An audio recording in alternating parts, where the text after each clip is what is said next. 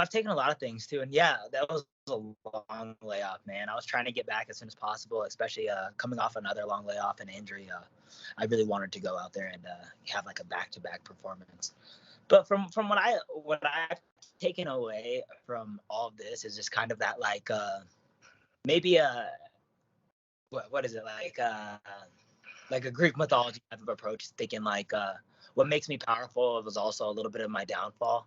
And sometimes I want to attack, and I like being on the offensive a lot of times when we're fighting, and making things hard. I like pushing the pace. I like pushing things, and sometimes it leads to a little bit of me getting into trouble. Is like sometimes I like to walk forward and hunt people down, and I'll go into that I don't even need to be into. I'm a long range flyweight, and I can engage from a longer distance. I choose not to. I like to make chaos happen. I like to make a little bit of an excitement go down. And with the case of Pantoja, the first round was 100% on point of what we were supposed to do, is just go out there and put out a high pace, making gas out. And then the second round was kind of take over and be a little bit more methodical about things. And I was never able to slow myself down. I just kind of picked up from the first round and just hit the gas and put myself in a horrible position. I think I have a style very capable of beating and finishing Pantoja, in my opinion. I think that you can see the difference in some skill sets that we have in that fight. But that being said, I put myself in a lot of danger. And Pantoja's amazing, and he's an amazing finisher. But I think I took a lot of unnecessary risks looking back now, too. Took a lot of self-reflection, man. I've never really lost a fight. Like, I've lost fights, of course. Like, I don't have the greatest record at all. But, like, I've lost off, like, a lot of just holding, grabbing, a lot of just stalling and delaying action, I've never actually lost in a firefight, and that one hurt. That hurt really bad, honestly. I always kind of thought of myself as one of the more dangerous people in the division, and being one of the more dangerous people is also staying out of danger and not being able to get finished. And I've always prided myself that, and I fought all the way up to 45. I was never able to get finished, even though I've had losses up there. Is I've never been able to get finished or any of that stuff, and I had a lot of pride with all that stuff.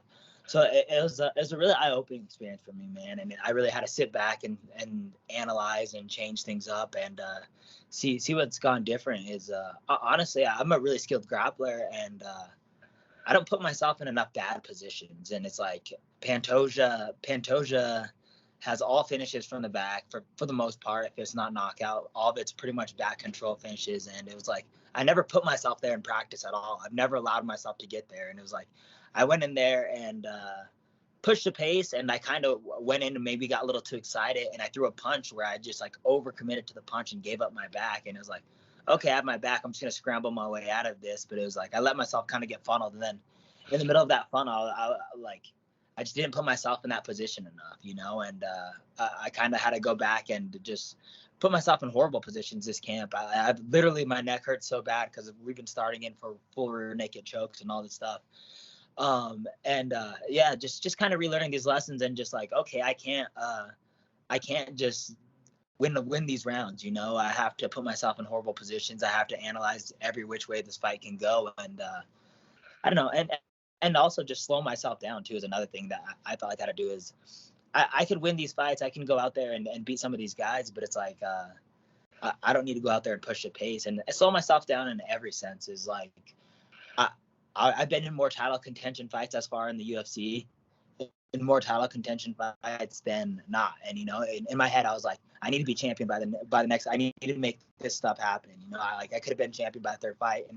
In my head, I broke my shoulder. And I'm like, okay, well that's a minor setback, but by the fourth fight and the fifth fight, I'll already be a champion, or I'm going to be up for a ballot. And it's like, I got to learn these little lessons and then grow as a martial artist, and I have these opportunities to grow, and I have to do that first. And it's like I don't need to push pace and be a champion right now. Like the championship fight's going to come once I grow as an adult and as a man and maturely in my mind, and that's kind of really where I've been kind of approaching it a little differently in this sport. I think it's like the exact same fight almost. It's almost the exact same fight. I think Rogerio's a little shorter. He throws a little more hooky type punches, like a lot more hooks. And he's a way more patient than Pantoja on paper, or like as far as I've seen. I think maybe it won't be the case in my fight. Like obviously he can switch things up, but as far as everything that I've studied on him, he seems a little bit more of a counter, patient type of a fighter. Pantoja marches forward. But other than that, it's pretty much the same thing. Is Rogerio has all of his finishes besides maybe one are rear naked choke finishes, and it's like if I'm not trying to fix that, then I'm an idiot, you know. And knock on wood. But that being said, is like I have to put myself in this horrible position over and over again in camp because, you know, maybe it happens, you know, maybe it happens in the fight. I hope it doesn't happen, but I hope I don't put myself in that position or he gets me to that position. But, you know, if I'm not learning from the past, then destined to repeat itself, right? I'm always training with like a little bit of the same people, but I have this guy named, he's an up and coming guy, so I'm happy to give him a shout out. Luis Guerrillo, Gorilla. I'm gonna say his name so bad, but he's a new 25er, man. Everybody in Colorado's ducking him right now, and nobody wants to fight him, which is good because it's probably the best career move possible. But yeah, he's amazing, man, and he's been a great little Bontorin. He's the same size, kind of has a little bit of the same skill set. He's a little more aggressive, but I appreciate that, and I appreciate the push because I think he gives me a really good look. And then I have Adam Martinez, who's been a really good Bontorin for me this camp. And then one of my he's gonna come and corner me, but my one of my main training partners, Clay Matza, me and him always mind game plans and stuff on top of me and Mark Montoya, but like we build off of that also. So it's been nice. It was actually something that I never really prepared to like. I didn't want to take this fight before the holidays for numerous reasons. I just wanted to get that fight over, like a fight under my belt as soon as possible. So I didn't want to wait this long. But yeah, man, I didn't even expect that. Like my family throws down on Christmas, so it was like tamales, chili, all the stuff I love, and it was just like it was horrible, man. I was looking around and watching everybody eat everything up, and I'm just like, I'm gonna have to beat this dude's ass so bad for this, man. I was so mad about it. So being focused during this time is a lot harder than I expected, honestly. And yeah, I forgot how much of a tradition it is in my family is to just make great food and eat. Last week I was way too light, and I had 3 weeks to kind of finish up camp, and I don't like training under like 133 or anything like that. So once I'm like under the 135 limit, I can't compete with like the 145ers and 55 and like the guys I need to compete with to make me better and push me those final weeks. So I had to gain like 5 more pounds, so I felt a little bit more healthier. But yeah, I'm right on pace, man. Ready to go. I'm interested to see. I don't know who's gonna win this, but yeah, I really don't know, man. I wonder, like, I always wonder what goes on between like camps and like what's real and like what they say and what happens and all that stuff. But I would have to say Moreno, man. Like he's a younger guy. I think he's figuring it out, and I think that once you put a little bit of doubt in that champ's head, I think he's destined to fail again, man. But I don't know, man. Maybe there is something different. Maybe he was working all these jobs and doing all this crazy stuff, but I don't buy it for the most part. So I think Moreno's probably going to retain, and then we'll see what happens from there. I was kind of sad to see Garbrandt lose like that, honestly. And it wasn't like I wasn't rooting for Kai Car France. Obviously, it was good for both of us that he won, and I think it was maybe not really good for the division, but I think it's good to just see that, like, yo, people just can't come down to our division and take over. I think the flyweight division is scarier than it's ever been. And Mick Maynard's hiring, like, he's not allowing boring fighters. He's not like making nothing but killers in there. So it's like, I like when somebody drops down, thinks they're going to come run the division and gets owned and dismantled like that. But I don't know, man. It was great to see that. I don't know where Cody should go from here, man. I wish him nothing but the best, man, because that shit sucks to see, man. It really does suck to see someone fade out. And he's not young, like, he's not old. He's not an old fighter, man. He's barely touching 30, I think. So he's right in this prime. I hope he can get some defensive things figured out and all that. And as far as Kai Car France goes, as the next in the title shot is, I'm gonna go out there and beat the shit out of Bontorin, put on a show, and I'm gonna be on weight for the next week. So we'll see who earns it after that, huh? I really like the matchup between me and Kai Car France, like how me and him match up stylistically. So I would always take the fight, but if it was the next step in my career. But I think the next step for me is to fight the loser of the bout. I think that's the next fight for me that makes the most sense. That's what's going to get me out of bed. And I think that's the most exciting fight to make is, okay, if Brandon Moreno wins again, then I obviously don't think I've earned the right to fight the champ yet. I think I need to win a couple more fights.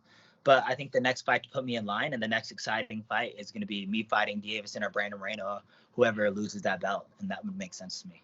I see this one going in a million different ways. It just depends on how I decide to fight him. I want to fight him calculated and methodically. But I always want to fight every fight like that, and sometimes I don't do that.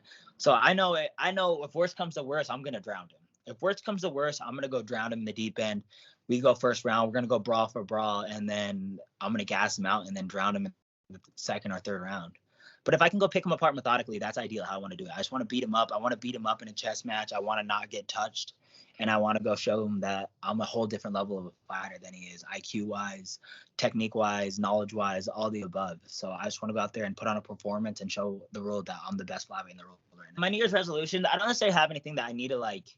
I like the thing that I like specifically want to fix or like want to go after is just slowing myself down on a daily basis and being more mindful of like the things I do on a daily basis. I feel like I'm really busy and I work hard in that sense, but I don't think I focus enough on like focused work. So I think for me, it's just like focusing and having like an actual purpose of a plan of attack when I do things on a day. And like that goes for everything, you know, like when I have an interview with you, certain things I want to focus on instead of thinking freely all the time, you know, and but like stuff like that. And as far as a New Year's resolution or as far as a goal is to get myself right back in line to that belt and get my spot back. And I want to be a number one contender.